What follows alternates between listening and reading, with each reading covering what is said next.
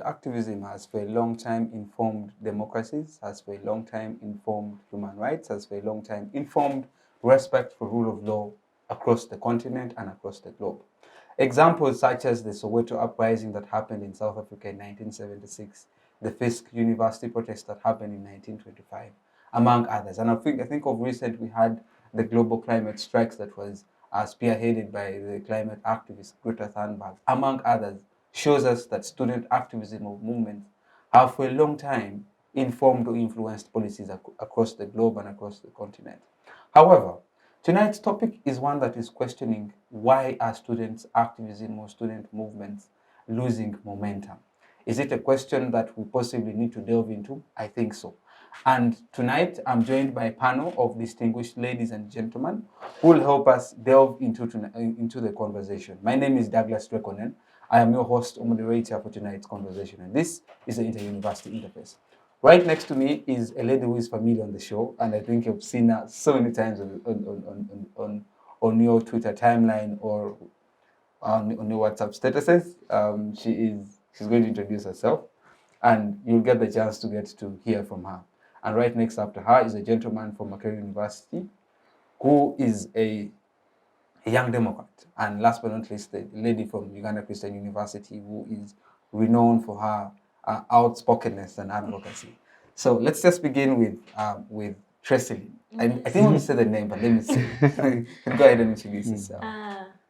Ankunda Trssyleen is my name, from Bushenyi district, and a youth leader. I'm very happy to be part of this panel. As a student, I could have experienced some of the challenges that you're talking about in regards to activism. And I also believe that as the conversation goes on, we shall be sharing more. Definitely. She's a lady of very many things. I oftentimes disturb her, but as you've heard from her, she's a youth leader and she's someone who is passionate about youth empowerment, particularly empowerment of the girl child. Definitely happy to have you here. Gentlemen, the only gentleman on the show today. Yes, please. You're most welcome. Thank you so much, Drake. Jonathan Basalirwa, that's my name. Like Drake said, I'm a Uganda Young Democrat. I belong to the UID. That's the youth wing of the Democratic Party. But as of now, I would like to say I'm a proud Makererean from Makerere University. I'm from Nkrumah Hall and attached to Makerere University. That's Northcourt at large, Nkrumah Hall and Uweera Hall. That's solidarity. So I'm really proud to be here discussing activism, because as an activist from Nkrumah Hall, I believe I'm very, very, very concerned with the topic tonight. I'll be sharing pertinently about it. Thank you so much, Drake. Definitely. We'll be looking forward to hearing the insights of the boys from Nkrumah Hall and getting to understand what's happening and why is the energy dying out. Yeah. The lady from Uganda Christian University. Your university is renowned for not accepting partisan politics. I think even recently Makerere is among that. But we have seen very renowned, outspoken students from your institution who speak on various issues. But nonetheless, there is an energy that is dying out on student activism and student movements. But before we get into that, kindly introduce yourself. Hello, my name is Uweera Harmony Leaticia. I am from Uganda Christian University. I'm a law student and I'm very passionate about women's rights. I think I would like to identify myself as a feminist. Yeah, thank you for having me. All right, perfect. I think it would be prudent and fair enough that we begin the conversation with the gentleman on the show. Oh, yeah, sure. It's well. I hope the ladies will not be like, oh, ladies first. Ladies first. It's okay. It's all right. Jonathan, in your Yes. introduction, you made mention that you are attached to Nkrumah Hall and, you know, Makerere with its halls of residence have quite an enormous history as regards to student activism. Yeah. So before we get into the nitty-gritties of tonight's conversation, what as your introductory remark, would like to pick your thoughts on tonight's conversation as how you subsequently submit in tonight's discussion. Thank you so much, Drake. Maybe just to give you a reminder, I was deliberate about the statement of coming from Nkrumah Hall and being attached to Makerere University, though you've been interchanging. It was deliberate. And like you cited in the beginning that I belong to the Uganda Young Democrats. Yes, I surely do belong there. And as an activist from Nkrumah Hall and Makerere University in general, those institutions and the mighty hall, the mighty Osajefo land, they've been very remarkable when it comes to activism. I would like to concur with the theme or the topic tonight that university student movements or activism are losing momentum. Yeah, for sure, that is so true. And you can easily see it from the perspective of our areas. For example, I would be specific in Makerere University and where I come from, Nkrumah Hall. The Nkrumah Hall of those days is not the Nkrumah Hall of these days, but why is it so? So I'm really so interested in the topic, and I'm hopeful that we shall be learning from each other. Yes, so sure, I'll be discussing more about how best we can revive the activism and to do with the university students and you know, from Uganda, East Africa, and Africa at large. All right, interesting. It's quite interesting that you mentioned the fact that we are going to discuss the why question. Why is it that we are having a deterioration on student activism and student movement? But also, Yes. you won't just debunk on why, on lamenting only, but you'd also focus on the aspect of how we can revive it. Yeah. Trssyleen, as your introductory remark, what do you have to say and how you're going to submit into tonight's conversation? Personally, I think that one key thing that should be at the back of our mind is what is actually activism? Who is doing the activism? Sometimes for who and why? And also maybe where are they doing it? Because we have had very many of the people, some are doing it online, some have moved around with placards on streets, some have name it, all the other activities that people have really, some have moved around shouting. So which way to take and which way not to take? Because personally, I think that how you intend to address the issue at hand matters. If sometimes you do not want to reach out in a more appropriate manner, for example, if you want to reach out and storm someone's office, then I think it is going to be, they're going to receive you the way you actually, the way you've brought yourself. So the activism is how, who are you doing it for sometimes, where and when. All right, interesting. You ask very fundamental questions, and I will definitely start with you on the question of what is activism when my friend Harmony there gives us a roadmap on how she's going to handle tonight's conversation. Okay. Well, in regards to today's topic, when I was researching and preparing myself for this session, the first thing that came to my mind was the First World War. I'm sorry to take it at an international level, but I remembered from history that the Sarajevo double murder was caused by a university student. And this was an impact or a result of student movements and activism. And when we come to a national level, we have universities like Makerere University, Chambogo University, government universities, and we see that in most cases, when we refer to student movements, we look at things like strikes, things like rioting, students getting out of class and actually going on the streets to say that enough is enough, or we do not want to deal with this anymore. So in asking ourselves a question of why are student movements dying out, we have to look at the situation right now, our current situation, and try to gauge with the situation back then. What is different? What has changed? Why is it that students don't see the need these days to go out on street and shout and say that enough is enough? And why is it that the students back then saw it imperative for them to go out and carry out activism? Brilliant. I'm looking forward to see how you are going to relate the then versus now. Yeah, and sure. then we see the way forward. But let's start with Trssyleen. Trssyleen, in your introduction, you say you're going to show us what is activism. And I think from your discussion of what activism is, you're going to help us distinguish the differences between the different types of activism, and categorize for us tonight's debate before we delve into understanding why exactly we are having this deterioration. And then we answer, maybe subsequently in the discussion, then we'll answer the other questions you raise in tonight's debate. Most of the times I've seen young people. Today there is maybe something they're trying to push in the university, and you'll get a phone call, Trssyleen, come and join us. Sometimes you don't know where you're going, by the way. And so you join in. Sometimes you're told to wear a certain color. It could be yellow, it could be red. Sometimes... Or it could be green. It could be green, yes. All the other colors, surely. So, and sometimes you find yourself in a group of people who you actually don't know what they're actually pushing for. And then what happens is, tomorrow, after that event that you're struggling for, you're going to see someone say, I'm an activist, you know, because I moved out with a group of boys or with a group of girls today, and so tomorrow I'm what? I'm an activist. Very many people, by the way, nowadays call themselves activists.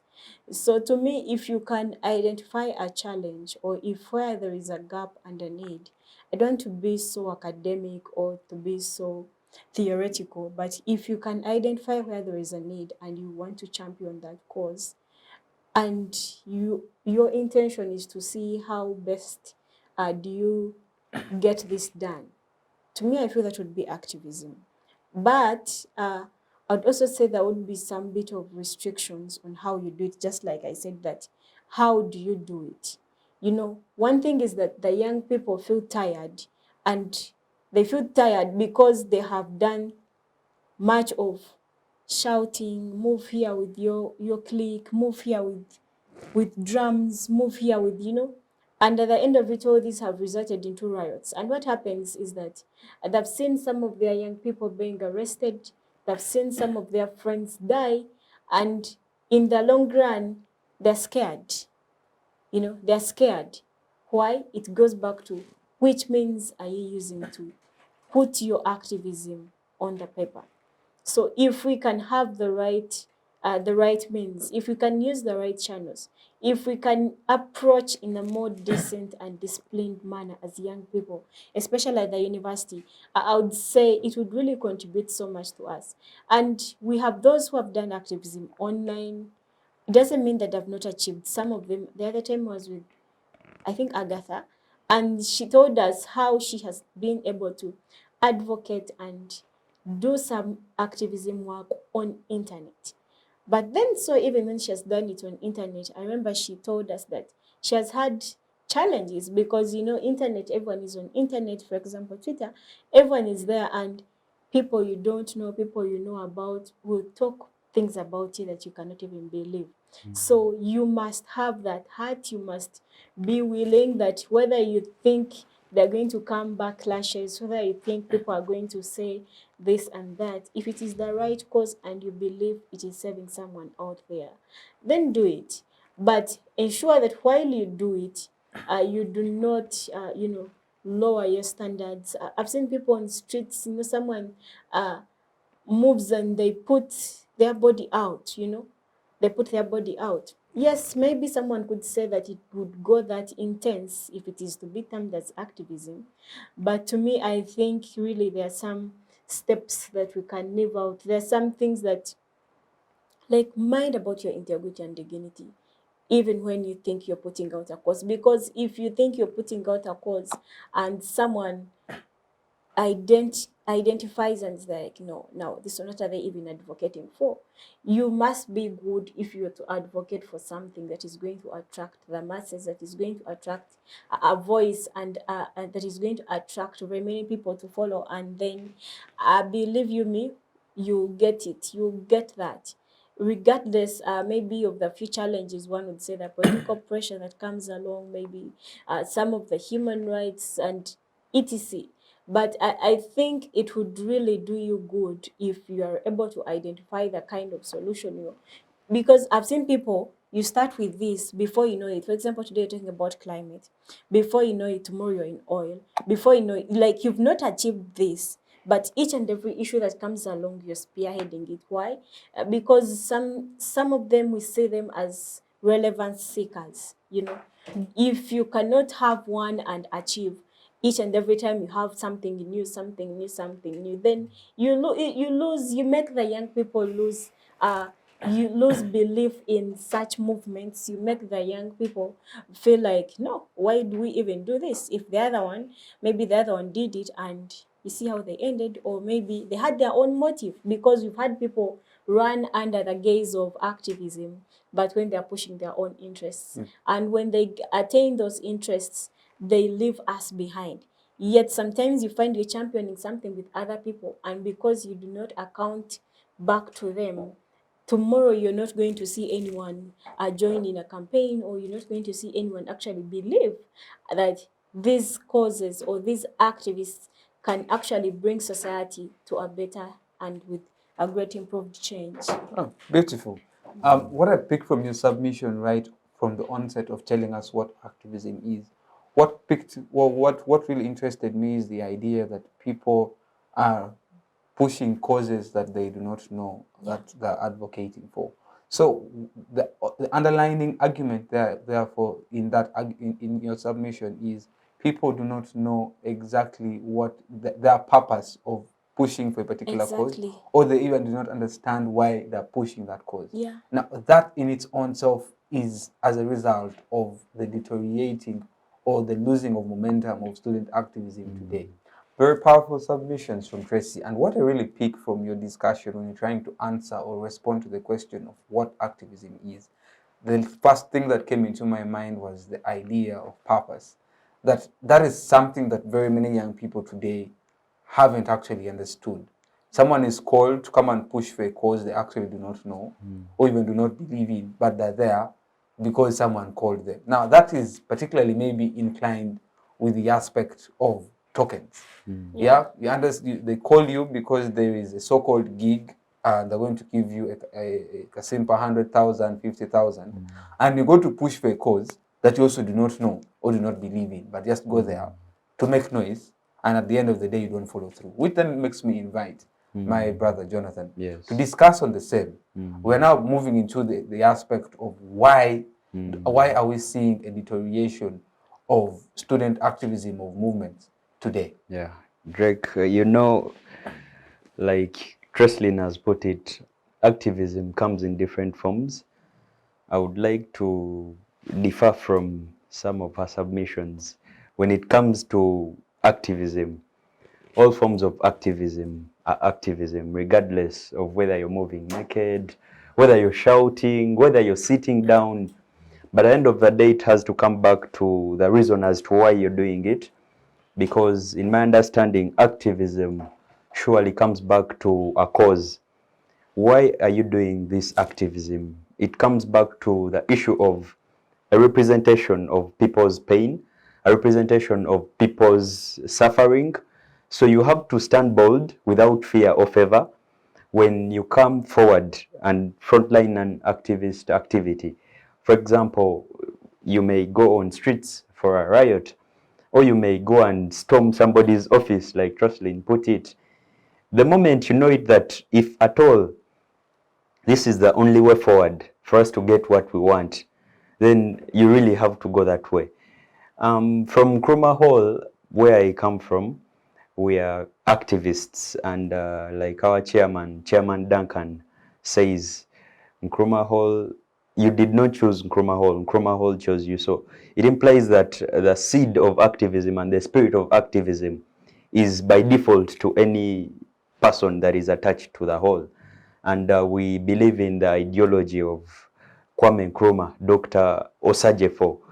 We look forward to doing things that do not only affect us as activists from Nkrumah Hall, but we extend to the other halls of residence in Civic to make North Court, and championing the rights of all Makerere University students. So it comes back to the ideology, the purpose as to why this activism really comes up. Like you can cite, for example, Osajefo, Dr. Kwame Nkrumah was also a student. By the time he was fronting the fight against colonialism and he led Ghana to independence, he was a student. But that was way back in the 1950s while he was a student in Britain. But then when you come now to the contemporary issues that are really leading to the low rates of activism that we have, I would wish to interest myself in the fact that most of the times people do not know why they are going in for the activism that they've been called to do. At the end of the day, you realize we are there either by group influence or because of the tokens like you've talked about. But I would really look at it from a different perspective. If at all it's not what I believe in, if at all it's not something that I'm really passionate about, then why should I go there? Because at the end of the day, when you're fronting activism or when you're fronting a movement, it should have an ideology. It should have a context within which it is being grounded, so that at any point, even if you're put to prison, you know it that, no, wait, I'm doing this. It's something I'm passionate about. But you realize if at all you've just been assimilated into the activism and it's not surely something you really were passionate about, you end up regretting, you end up lamenting. But then that's a mindset issue. If at all we would sit down and really look at what is in the minds of the young people, trust me, the future of our country, the future of our region, East Africa, and the future of Africa in general lies within its youth.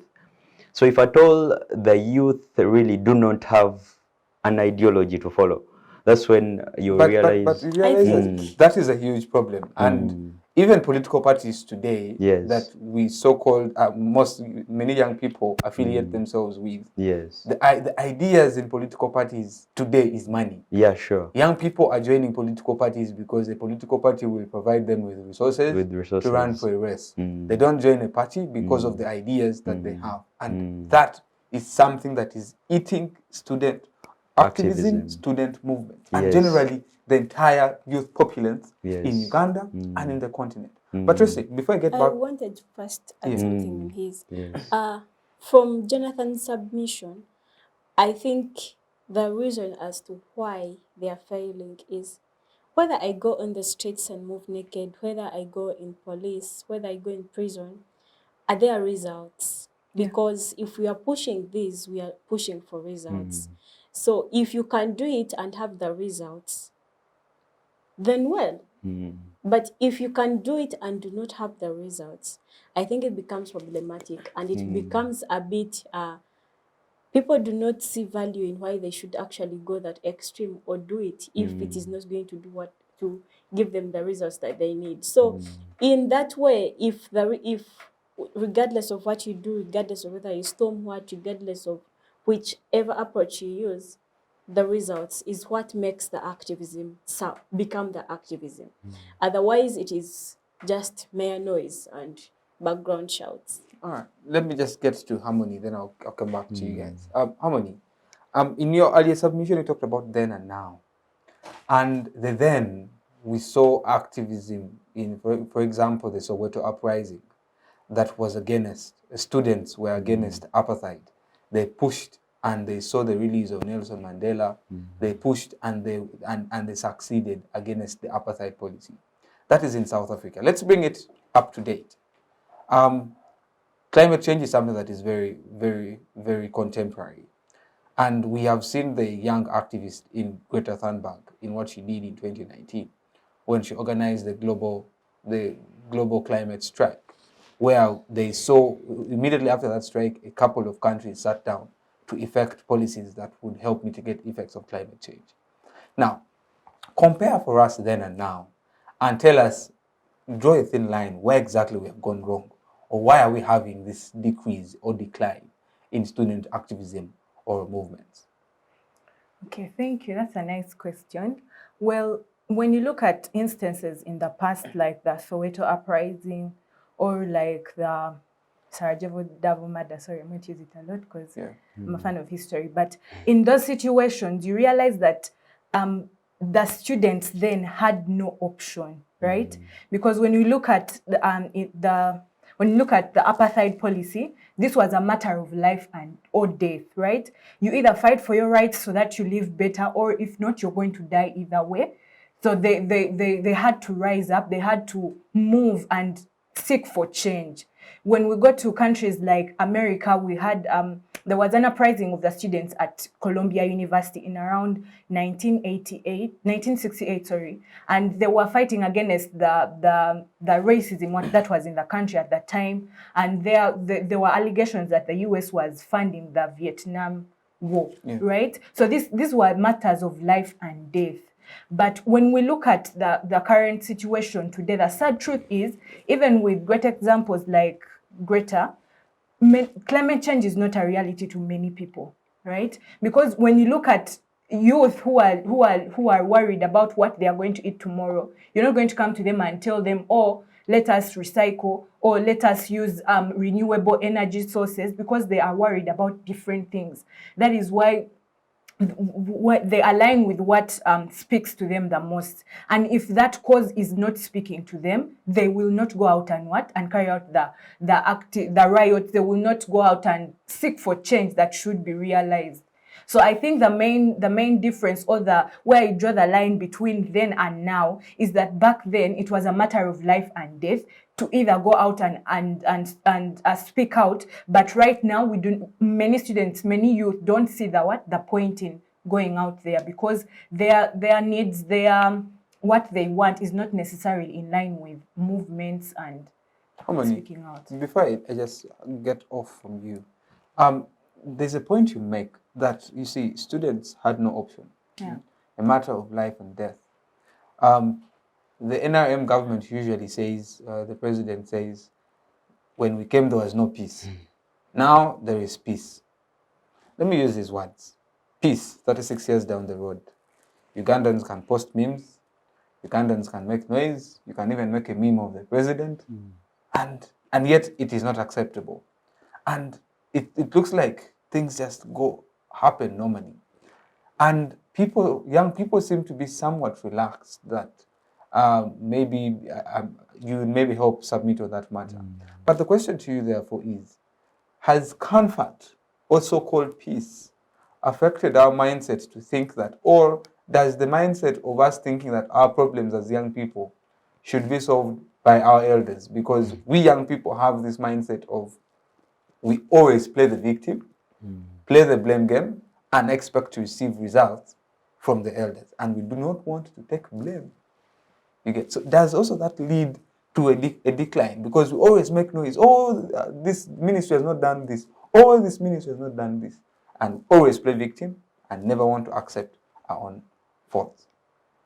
Yes, I do think that plays a role in the decline of activism, because when you grow up, when things are handed to you on a silver platter, should I say, for some people, not the majority of the youth, but when you grow up with like you've said, Museveni said, when we came there was no peace, now there is peace. So some youth think that we would rather live like this. I would rather have tuck my head down low and continue on with this peace than going out, than living in a state of war, like what is happening in Russia and the Ukraine war, what is happening in Palestine with Israel. We would rather live with our relative peace than have what is going on there. And many people think that when you speak up, because of, how the state is, like how things be in Africa. The political instability. Exactly. When you push back, you realize that in one way or another, the government will push back against you as well. And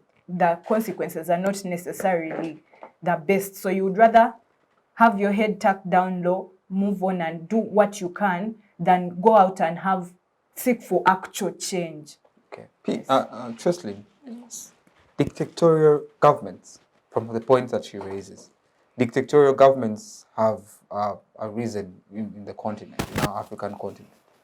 And that with dictatorial governments, we see them coming up with draconian measures. If you make a lot of noise, you're whisked away in a particular vehicle that has no number plate, tortured to make you keep quiet.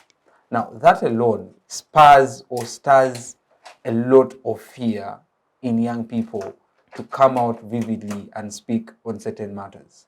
That brings me to the point that Harmony was making, that you see, because of dictatorial regimes that we have in this country, the draconian measures that they take, the extremes that they take, make young people comfortable with what they have now instead of speaking up on things they should be speaking up, because the future is for them.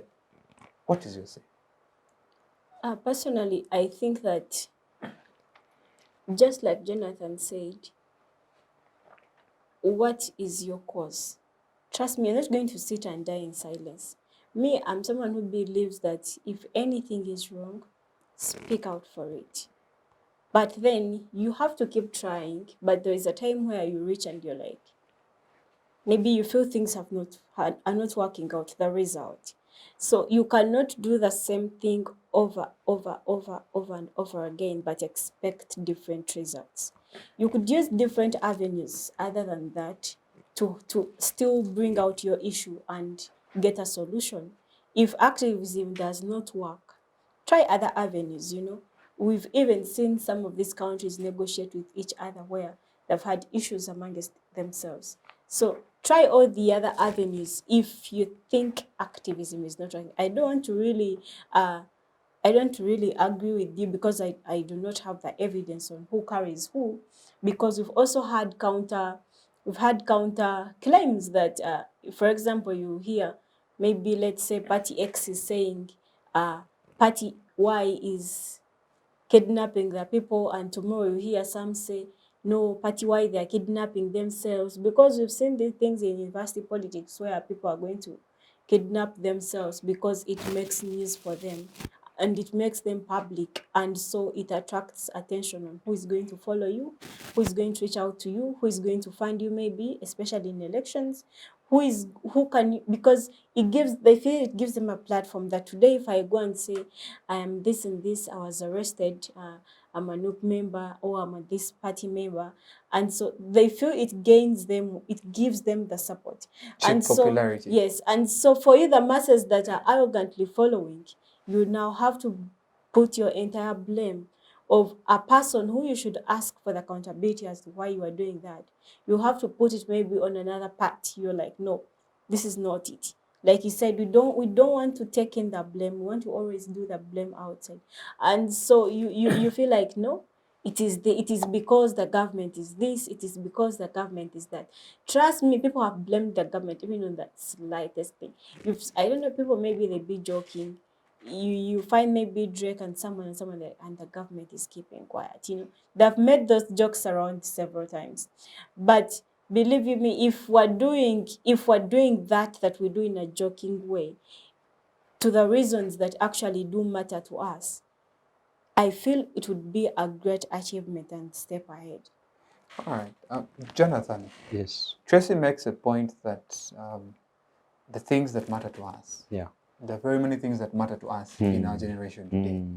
Climate justice, gender equality, youth empowerment, youth participation, among others. Yeah. Now, all those are pertinent issues to our hearts. But the most shocking thing, let's start with youth participation. If you're to get the statistics that show you how many young people are involved in the decision-making body or process, you get a very minute statistic that young people are involved in that process. Yes. And you find young people keeping quiet. Two, I'm just showing you how exactly things are serious, but one way or the other, we are quiet. In terms of gender equality, gender participation, how many young ladies can ably get a particular job without having to be sexually harassed or sexually abused? Now, that is an issue that is very pertinent to us, but young people decide still to keep quiet. Three, climate justice, climate change. Very many young people are affected across the continent. In Uganda, let me just bring it down to Uganda. Uganda, very many young people are affected on grounds of climate change. When you see climate change, or in terms of vulnerabilities, young people are among the most vulnerable when it comes to the adverse effects of climate change. Particularly, they lack the resources to mitigate and adapt to the adverse effects. Yeah. And that makes me pose to you a question. Where are we going wrong? These are all very serious and pertinent issues that ought to spur interest and spark very many people to get involved in strong activism to see that we have result and we have change. And yet, Ugandans are comfortable with their phones and making memes. What do you have to say? Drake, you've generalized that statement by saying those things matter to us. But do they really matter? That's the biggest question. Because it may be the ideal statement that they really do matter. But the fact is, those things do not matter to the majority of the youth. Why am I saying so? This is the direction that is guiding my submission. When it comes to issues like you mentioned, climate change, youth participation, gender equality, and trust me, if we are to take a simple survey, if we are to take a small sample space of youth at this very moment, you realize it will be only 1 out of 10 who will be having interest in such things. At the end of the day, the youth of today are not so much interested in the things that matter, in quotes. The youth have their interests elsewhere. Because, take for instance, I may be passionate about the issue of youth participation in decision making, but I'm not so much into gender, I'm not so much into climate activism, which is also not a crime. But at the end of the day, I would like to put it that the youth are very silent when it comes to those things. Reason being, one, like you've said, they are very comfortable with the status quo of, good enough, I have my phone, I have my Twitter, I have my socials with me, so what else do I need? At the end of the day, you realize that these social media are distractions towards this cause of activism. Because trust me, activism goes way beyond just political activism. Like you've mentioned, it goes to issues of climate, perhaps it goes to issues of policies and so much more. But then the youth have not aligned their interests with that, like you've said, that matters. The youth are into things that, again, do not make a lot of sense, because trust me, our young generation nowadays minds more about where am I getting my fun, where am I going for the weekend, or what exactly do I need to do to get these likes, even if it means stripping naked, even if it means abusing so on. So they will do that. Why? Because they are so much yearning for the likes. But yet, if we are to sit down and come up with a clear ideology, and trust me, nobody will ever come down to rescue us. The youth need to rescue themselves, because trust me, this is a generation that will have to come up after these people that are ahead of us are long gone. Because trust me, I don't see many of these people who are currently in the driving seat existing 30 years from now or 40 years from now. Now, will it be you? Will it be Trssyleen? Will it be Jonathan to be there? So it's a challenge to many of us who at least have a particular voice that we can add on to these issues. And if we trickle down the effect to the youth down there and tell them, look, we are focusing on the wrong issues. These are the issues that matter. And if at all we do not do that, then we shall end up continuously lamenting.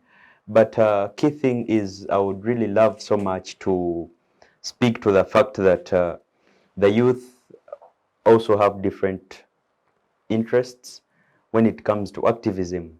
For example, the issue of tokens, funira mua, where can I benefit? The bread. In this, yeah, the bread. People have that statement locally called echigati. Where am I going to benefit? At the end of the day, that's what is blinding these youth. So whoever can offer them the bread, whoever can offer their interests, at the end of the day will take advantage of them, will use them for their own interests. Otherwise, if at all we get back to the drawing board, we just need to switch direction and look at the things that really matter to us as the youth. All right. Can I? Yeah, just let me ask you this, then you can maybe pick up from there.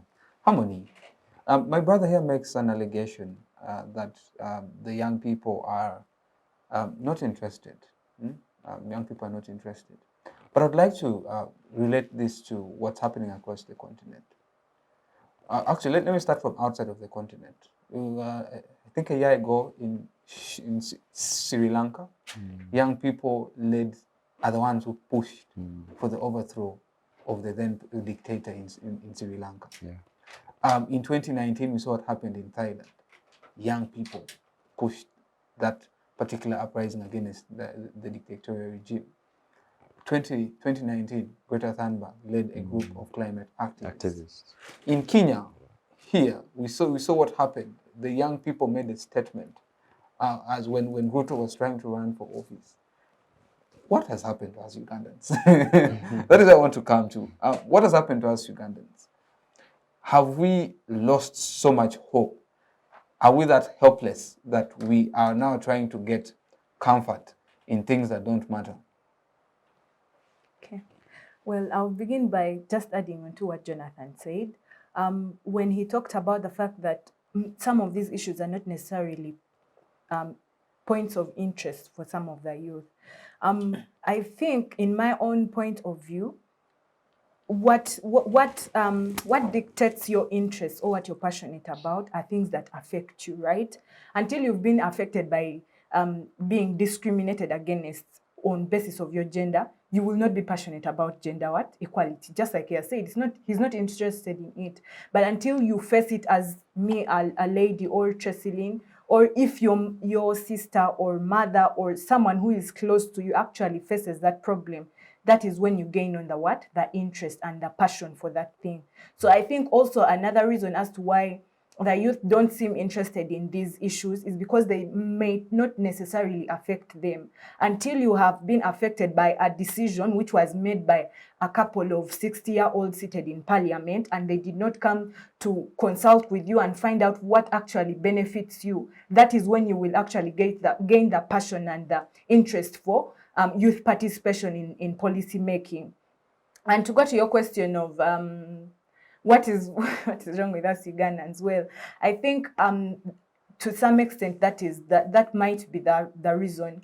We have lost hope. That is why you see that when something happens, memes are being made, we make fun of it, we make skits and jokes about that, because we feel that that is the only way we can deal with it or cope with it, right? Because we feel like when you go out there and riot or like carry out a peaceful protest, no change is going to happen.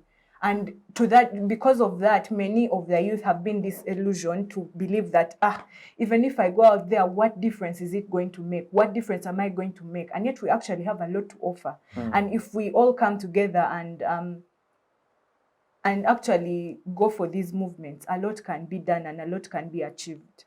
All right. I hope that we can achieve that a lot in Uganda. I hope so, because people have become so pessimistic in that even when the recent elections that ended in 2021, people were like, the old man is going to win. And that is the mindset that everyone has. I understand my sister here belongs to the ruling party, but no offense. I'm just saying what the young people say. Which then makes me ask, we have all engaged in student politics in universities.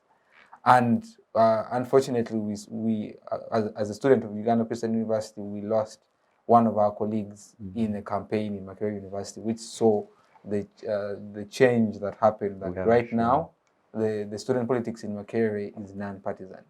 Tracy, the campus climate, I just want us to have a discussion around that.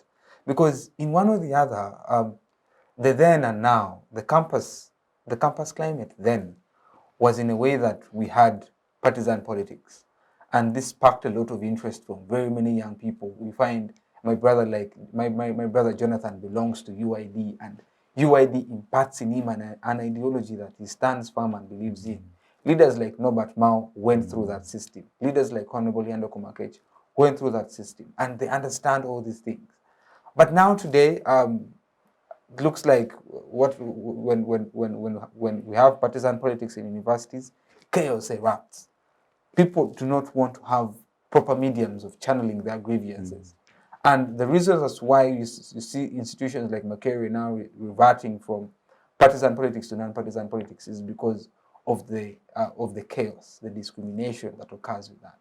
And maybe that informs why they did away with that. But now the question to you is, how is that campus climate of maybe, do we need partisan politics in school? Don't we need partisan politics in school? I think it's something it's worth discussing, because does partisan politics inform, or does it spark activism in students? Does non-partisan politics also have a hand? What is your say?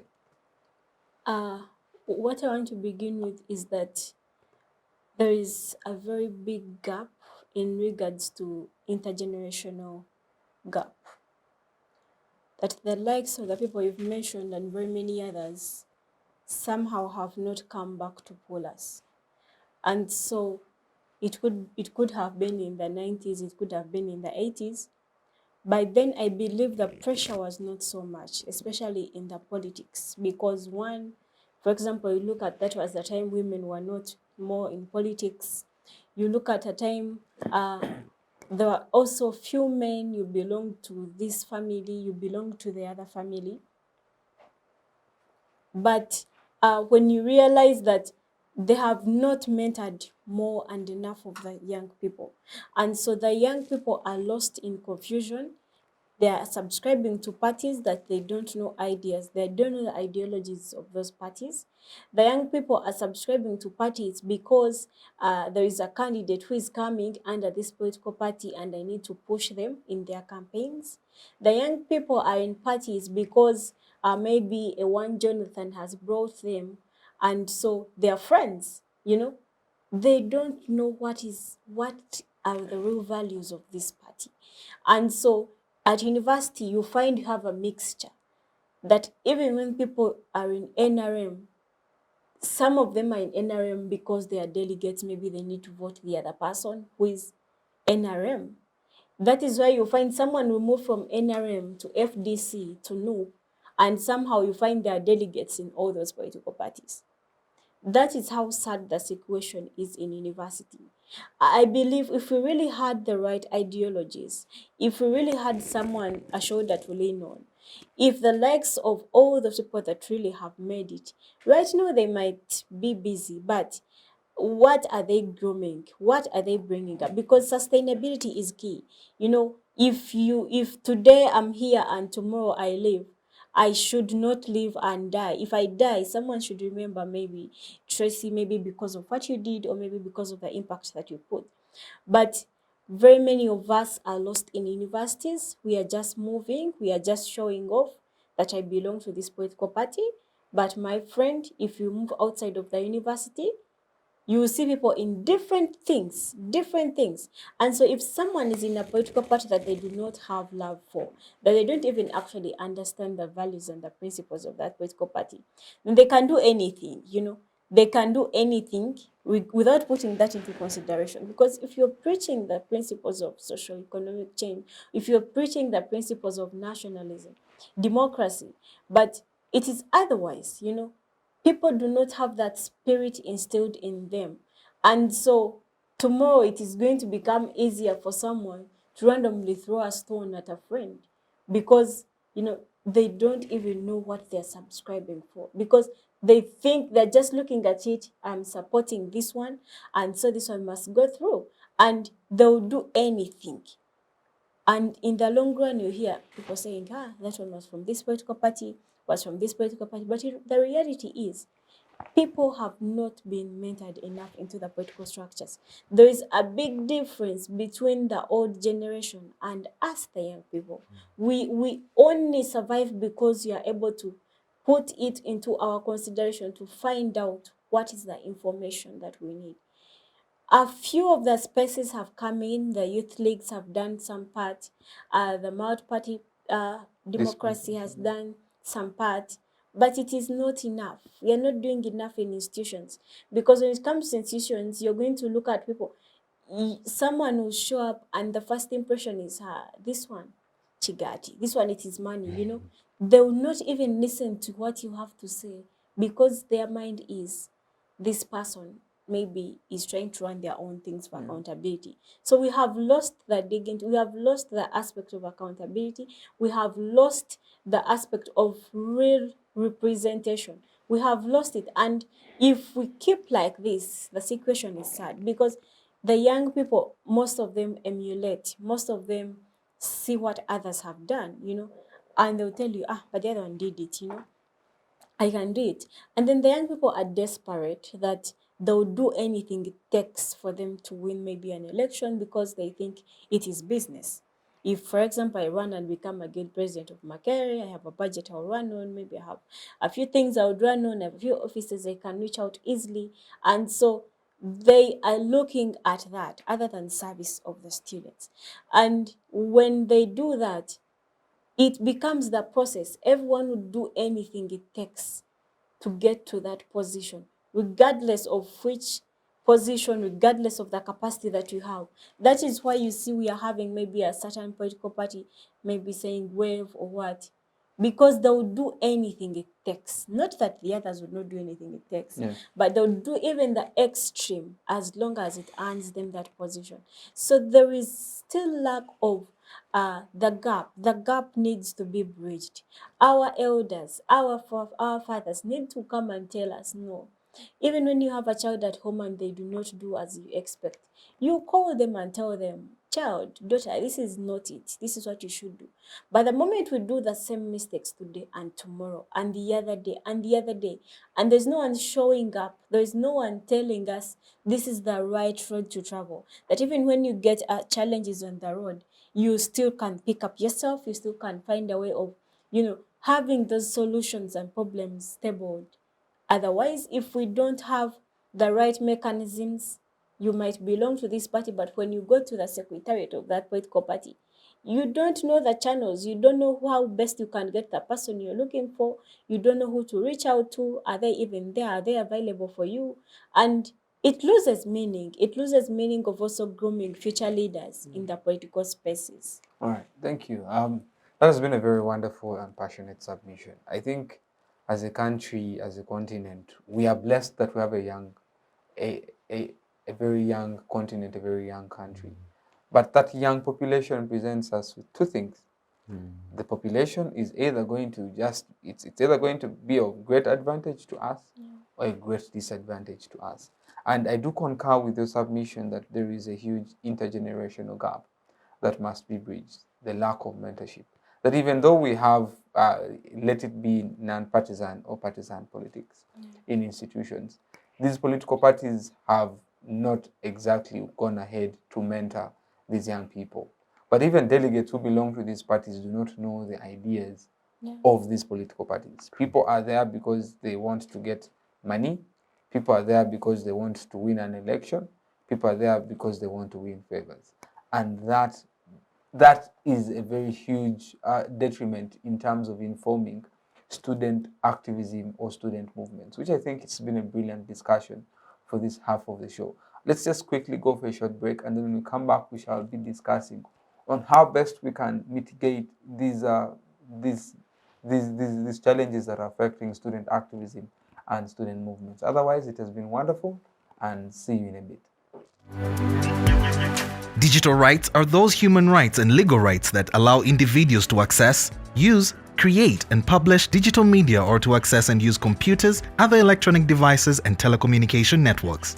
Digital rights include a right to freedom of expression, information and communication through technology, a right to privacy and data protection, a right to credit for personal works, a right to universal and equal digital access, a right to identity, a right to anonymity, a right to be forgotten, and a right for protection of minors, among others. The state's digital rights are frequently violated through various unfair actions, for example, blockage of websites and social networks, theft of credentials, unauthorized use of people's data for personal gain, privacy intrusion, online censorship, arrests and intimidation of online users, internet blockages, and the proliferation of laws and regulations that undermine the potential of technology to drive social, economic, and political development worldwide. It is hence every citizen's responsibility to respect rights of other digital users and to speak out or report to the responsible parties when one's rights are violated.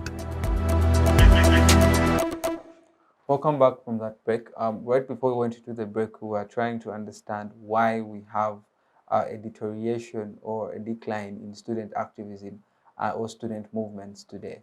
And this wonderful panel has done justice in helping us understand why exactly we have a decline. And among them, you highlight issues to do with individual interests, lack of purpose, among other reasons, tokenism, etc., etc. Harmony. Before we go into how exactly we can solve or try to solve these challenges, I would like all of us here to first discuss an aspect of activism that is new. And in your submission earlier on, you mentioned the rise and influence of technology. But I'm interested in us talking about social media activism. That is something that we have seen has something that has evolved and has become new.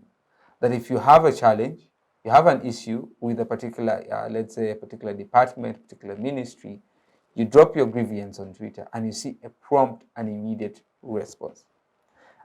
We also, people who are on Twitter, now X, saw what happened with the pothole exhibition, education, NGOs, among others. But the one that held or had most significant impact was the one of the pothole exhibition that saw an immediate response from UNRWA and from government.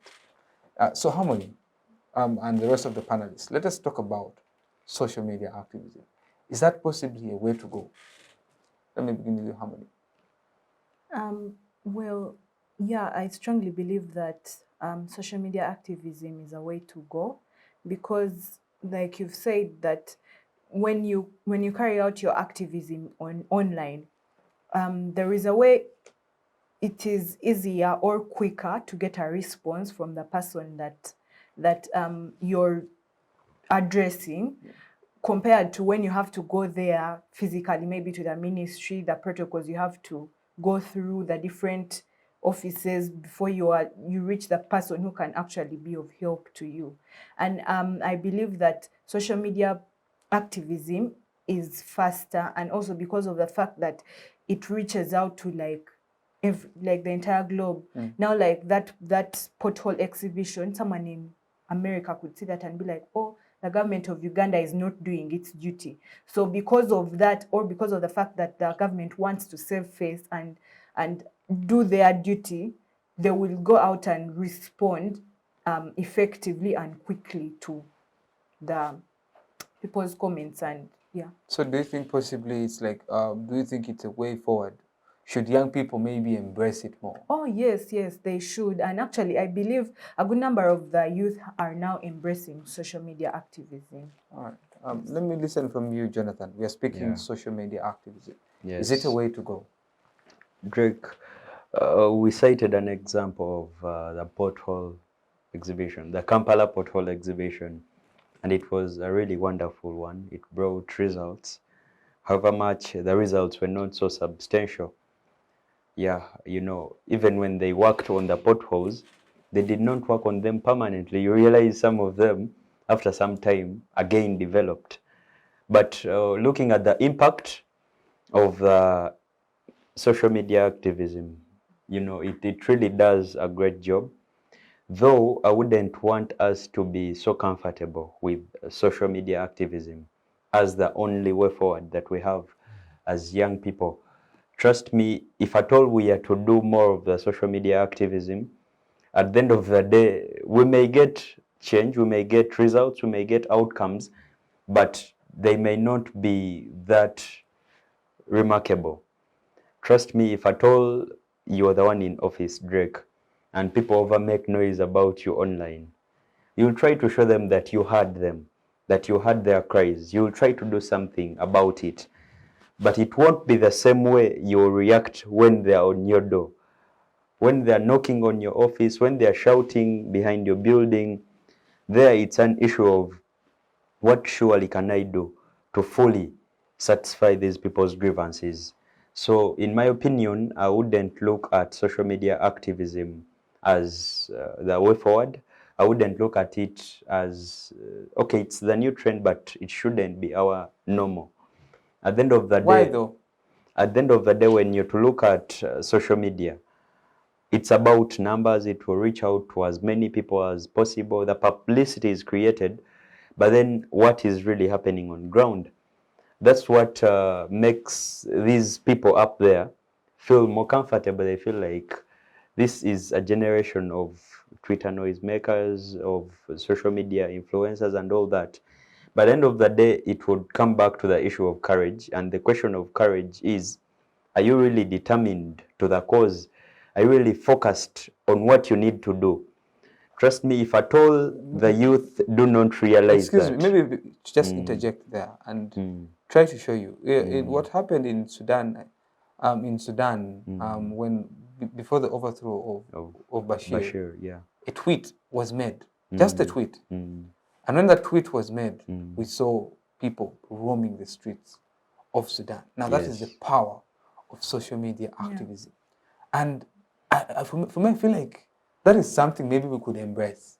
And we have seen prompt response, irrespective of whether the result later on doesn't work out. If there were potholes, they try to fix them. And the most important thing is result. So maybe we can move on from there. So for me, I feel like that is an option. But Drake, if you're to look at it, the tweet created an impulse amongst the masses to hit the streets. But then what would happen if at all the populace didn't hit the streets? It would just remain a tweet. It would just remain social media noise. So it comes back to my submission of saying, if at all we do not really resolve to be determined to the cause more physically than just virtually online, then we shall not get results out of it. And unless we do that, the youth, not only in Uganda, East Africa, Africa, but all over the globe, it's not only social media that we need for activism, because social media is just one way of expressing our grievances. It's one way of doing the activism. But what did the people who reached where they reached, what did those of maybe the Kwame Nkrumahs, the Julius Nyereres, then the group that really fought that generation, the class of 86, what really sparked them off to go and do things more physically than just making noise? So I would encourage each one of us to come up with more practical strategies, because if at all activism is not really so well planned, without strategy, it can't see success, it can't work out. All right. Yeah. Before we go into deeper conversation into how exactly we can help mitigate the challenge we're experiencing today, that is seeing the deterioration on the interest of students in activism or movements. Tracy, Yes. I'd like to pick your thoughts still on the same matter, social media activism. Social media. Personally, I think I have 2 comments on that. One is that we have most of the people in villages are facing some of these issues that we are trying to raise. We have the same people in the villages, because social media mostly has more to do with you must have electricity, you must have a phone, you must have a radio, you must have, you're on Twitter, you're following up on such events.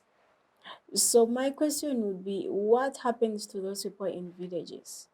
How do their issues get to the front? Because yes, in as much as there is evolution in terms of technology and everything, the truth is that this has not been embraced by most of the people.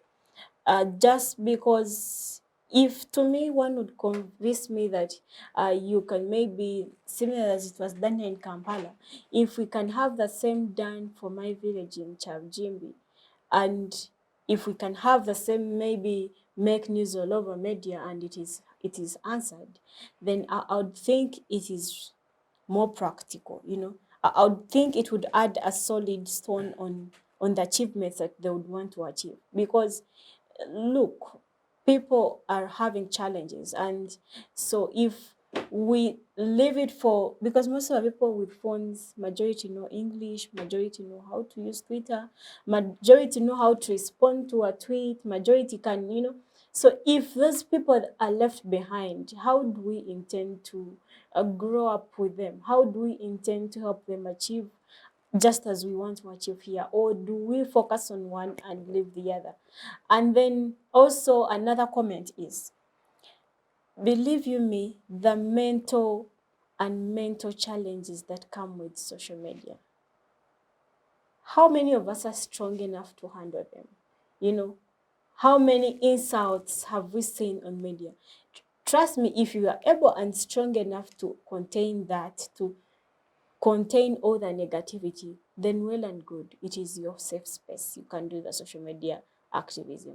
But if you cannot, you've seen media do the worst, even when you think it's the best. Even in the slightest things, you post your girl and the only thing media is saying is, your girl is not this and this, And the mental health is a very critical issue that you don't see it moving on a person. You cannot see Trssyleen moving and you're like, this one has a mental health problem.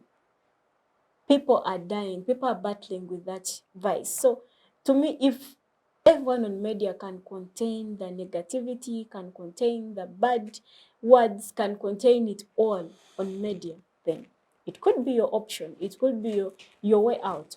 But also because of the different cultural and societies and families that we have grown in, you find maybe sometimes today you post this and your family is like, no, put it off, push that off. We don't want to see it.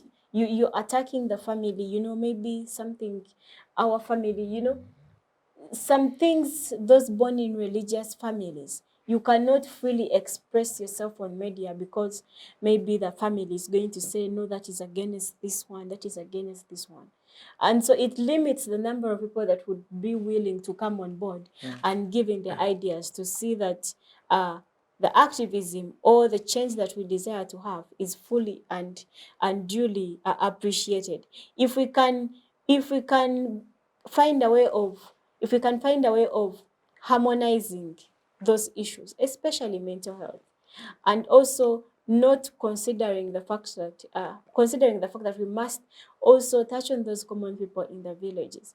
Some of them are not even white. Some of them cannot even have YouTube to watch us, Some of them don't even know that Twitter exists. They don't know, they've never heard about it, but it exists, So if we can align the media part, that even those people can be able to follow up, or even them, they can be able to channel their grievances through that. I wouldn't want to say that those that have channeled and gotten solutions is nothing. No, I would not want to water it down. That's the avenue that they have as per now. But let's not get so much down on social media and forget the realities in the places where we come from. In the real places where if you die today, you're going to be buried. And when you die, they are going to construct the car road to take you to your home. So it is much broader. I wouldn't say it is purely the way to go. If you can handle the pressure, if your mental health can be safe, if you can accept all the negativities, if you can accept it all, then well and good. All right, perfect. Now, let us just drive the conversation as we edge towards the end of our conversation today, towards the aspect of way forward. What can we do differently to see very many young people pick interest in issues that affect us, in issues of national importance, in issues that will affect us 30, 40 years from today? So let me start with you, Harmony. In our first half of the conversation, we talked about people lacking interest. Yeah, young people lacking interest in things to do with climate justice, youth participation, among others. And in your discussion, you brought out the fact that maybe because they haven't been affected. So now the question is, how can we get those people who haven't yet experienced something to be interested in these issues? Because even if you have not been affected on grounds of discrimination, someone else is. But if your voice is added onto other voices in advocating for equality and fairness, then you are promoting or championing kindness and championing a cause that everyone lives equally without discrimination. how best can we therefore put or have people interested in these issues? I think one of the ways that we can actually get people to be interested in some of these issues is being more open-minded. Because when you're open-minded, you are willing to listen to someone else, listen to what they are going through and the challenges that they are facing, and find a way to help them or to push on their cause. And also we have to develop a level of tolerance that just because someone is of another party and I'm of another party, we can't sit on the same table. We can't have a discussion, or we can't have a dialogue and bring what maybe their party is bringing to the table and what my party is bringing to the table at the end of the day. Because in a democratic society, we see that different parties interact, and that is how we better our society. You're going to listen to what someone from another party is saying and what you are bringing, and find a way to make the best of both worlds. We have to be tolerable, that just because someone is from another party, it doesn't necessarily mean that they are wrong. Or just because that you feel like this idea that you have is good, it is the correct, and nothing else is what? Not everything else is wrong except your idea. We have to be open, tolerable, and we have to be open to criticism. That yes, your idea is this, but there is a loophole here, or it's overlooking this situation, it's overlooking this problem. And also we have to be open-minded, to be willing to accept that yes, his idea is better than mine, and it can actually, or his idea can actually build on my idea, and we have something better at the end of the day. So tolerance and being open-minded. Yeah. All right, perfect. Tolerance and being open-minded. Jonathan, you raise an issue to do with still lack of interest by people in matters of national importance. And in our discussion, I asked the question, what occurred to us, Ugandan youth, that has made us very uninterested in these issues, and yet they affect our daily life, and we are the recipients of what is going on. So how can we have young people, aside from people being open-minded and people being tolerable, what can we do differently now, directly on young people, to make them first of all be interested, to push forward these issues? Thank you so much, Drake.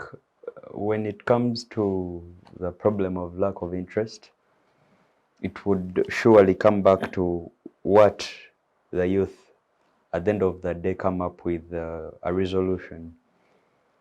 Different stakeholders have a contribution to make as far as student activism is concerned. Because if at all we are to have a vibrant youth community or youth fraternity, it would require even the old to contribute. It would require even the young to contribute, because at the end of the day, whether we like it or not, the youth have a role to play to nation building or dismantling the nation. But in my suggestion as a way forward, I would look at the fact that since we are discussing university student movements, what does the university administration have to do as their contribution? And this would be our request, or my request, as the young people. We would wish so much to have an inclusive decision-making body, because if at all we are to discuss issues of the youth, and the people discussing them, like Harmony said, they are 60 plus years of age, and they are discussing matters of the youth. It gives you a question of what the resolutions are going to be. When it comes to issues of the youth, it would be very right and true that we have the youth engaged on a number of these spaces where decisions are taken. But secondly, universities are places. Now I would zero down to the fact that I'm from Makerere University. Makerere University is Uganda summarized, and you'll agree with me. We have a number of people in the university that belong to the different groups of activism. I may be in the issues of youth participation. She may be in the issues of gender And there are various other people, not only in Makerere University, but in other universities as well. Because Makerere University usually has to be the think tank to offer the brainwork of the way forward to us as the youth. So youth need to engage in public lectures, however much it's not so interesting to hear that we are recommending public lectures. We recently had a public lecture at Nkrumah Hall in our land of activists. We were commemorating Dr. Kwame Nkrumah or Sajefo, and it really sparked some new form of activism in our young people, I inclusive. You realize we are looking at matters that go beyond us. I recently put something on my WhatsApp, a quote that says, you should have a vision that is not just about you. So if at all we are to really have good fruits of activism, we would call upon all the youth to come together, actually identify a cause, purpose to make sure that cause is achieved, regardless of the duration, because trust me, you can never know when you're going to get outcome of the activism that you're doing. People fought in the bush. They really fought for so long without knowing when they're going to win that war. But eventually it came to pass and they reached where they reached. So as the young generation, we need to get a certain zeal and a certain determination that really stirs our minds and our brains to think closely about how best can we do something that will impact generations to come. And the other recommendation or way forward I would put up is that we really seek for guidance and mentorship. Our young people most of the times do not want to hear from the old generation saying abotebalina kye batugamba. They are telling us nothing. Why? Because we feel very much entitled.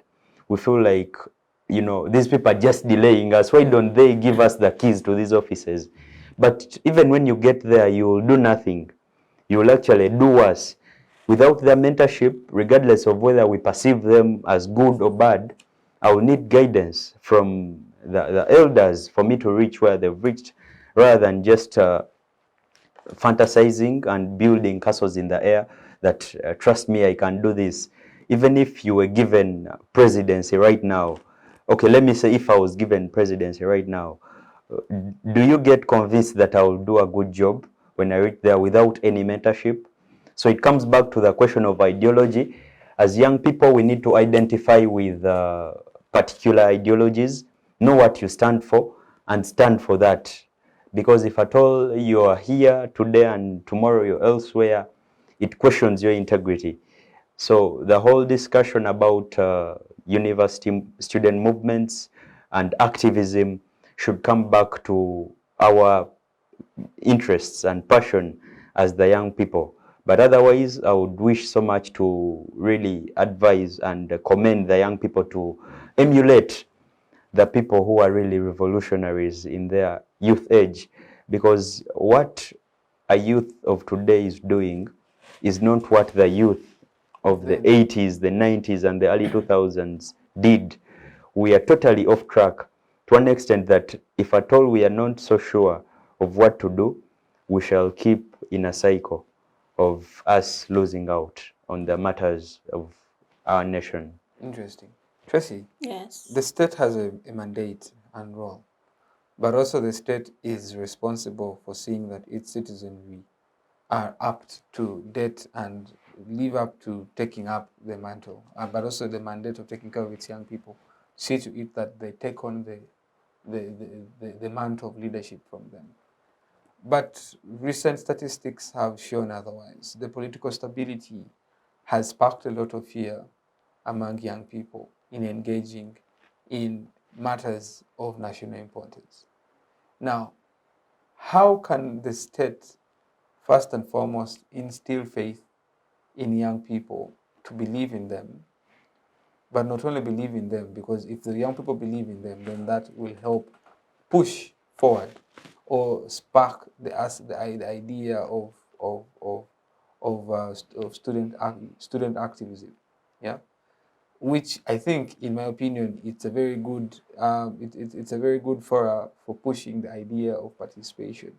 Because once you have an active citizenry, an active young people that foster or pushes you to the wall when you're not doing certain things right, then democracy, the principle of democracy, is being said to being upheld. So what is your say on the issue of the role of the state in trying to push forward young people getting the zeal to be activists?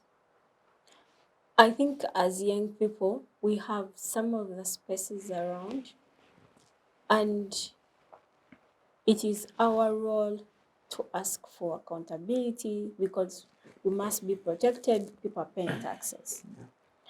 And so if we don't press the people, if we don't put them to the walls, then it's not going to help us. Where it becomes challenging is you think, Trssyleen, you should do it alone. You know, it's hard, but we have these spaces for us young people. We have youth leagues. We have, for example, IOP, which is the Interparty Youth Forum. We have the multi-party forum, which to me, I think this could be the right avenues, because these are forums that do not have maybe you belong to the ruling party. Someone might say, this is a forum for us in the ruling party. You know, those are forums that actually have a joint of the other political parties. They have NRM, they have FDC, they have UID, they have all the other political parties represented. So while we think of making statements as such platforms, can we think of having statements on these big issues as a team to those relevant offices, to those relevant people that would want to listen from? You might think sometimes, because when you look at an aspect of corruption, there's a Whistleblowers Act that you're still protected, you know, you're protected. And you even have, I think around, was it 6% of, in case the money that was taken is returned, you are entitled 6 or 20%. I've forgotten a bit. So it helps you as an individual. Otherwise, if we keep saying the state, it has the role, but we also have a role. Either you can do it individually, but which most times is hard, or you can do it as an NGO, or you can do it as a team. The forums I've talked about. But maybe because of the pressure, the political pressure, and also you don't rule out the shrinking civic spaces. You don't rule out But who causes that? Politics. Who causes that? Who causes the what? The shrinking civic space. One is, you can say the government, but you can also say the civic spaces themselves. Okay, you can say the civil societies themselves. Okay, You can say the let NGOs us, themselves. I am aware that you are a cadre in the current ruling government, and I do understand your position in defending the party. Yeah. But as young people, we have to be objective. True. And call a spade a spade. Allegations have been brought. Am I calling a spade a spade? What can the government do? Because they're putting fears in people. We have seen the likes of Kakwenza run into exile because of the allegations he made of being tortured, and actually provided proof. We have seen numerous people who are killed in the November 18th killings that happened in the streets of Kampala. What do you have to say? That alone puts a lot of fear in people to speak up in these things. So what can the government do to change that? One thing we should not forget as young people is that who is the government? And who actually contributes? For example, maybe if you're to look at Parliament, we are the same people that entrust people with that capacity. And so if we are entrusting continuously people that are not giving us accountability, then we also have a problem. You know, someone is going to come to Drake, Chigati, and Drake will forget the principles and the values we are talking about here. And but 2 years later, you're saying, my MP has not done this. But Tracy, you just understand that there's people, the people who vote the so-called leaders have been put in a situation that they're desperate for what is being offered to them. What I would say is that we can lose everything, but we should never lose hope.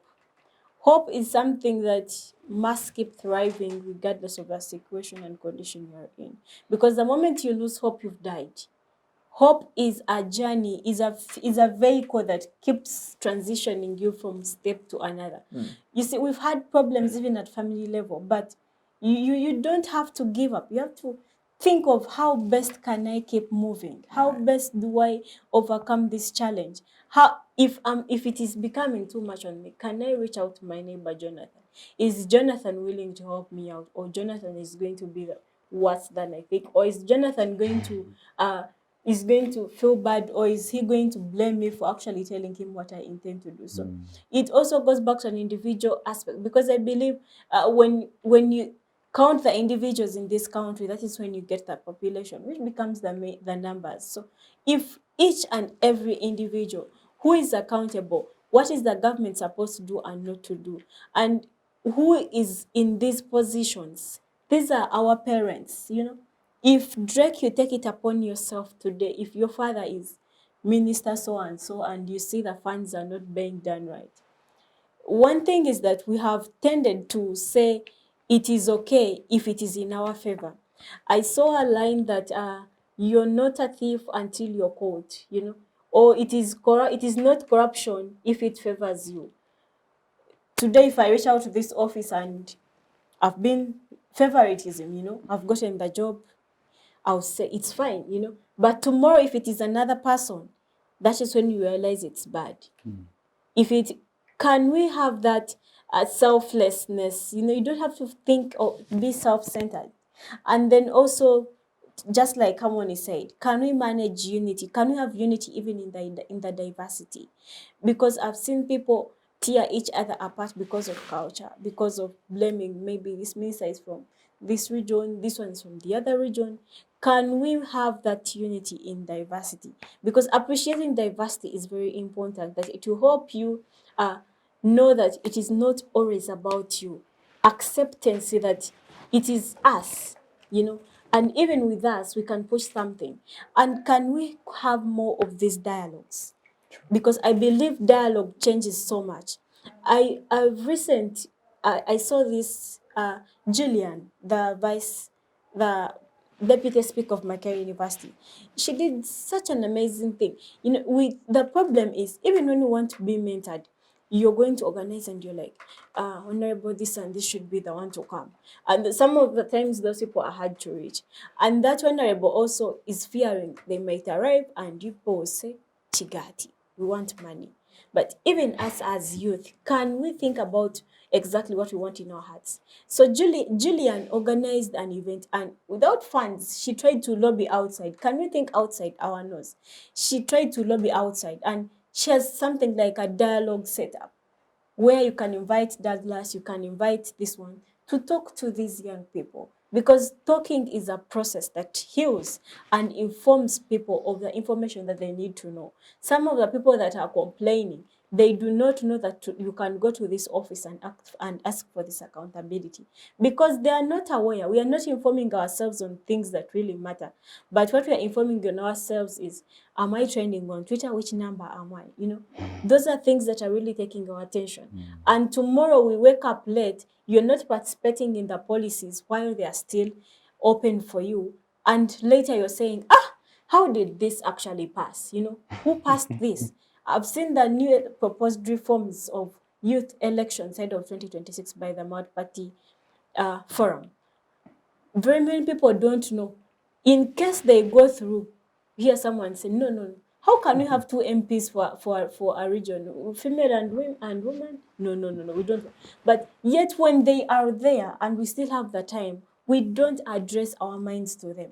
We always wake up, just like the president said of recent at Kololo, that the problem is that we sleep too much.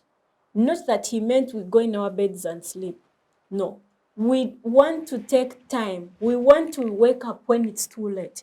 And at that time, that is when we want to speak. That is when we want to spark it off. That is when we want to show we are angry. That is when we want to show, no, should not be done. I've seen majority of those youth that are complaining.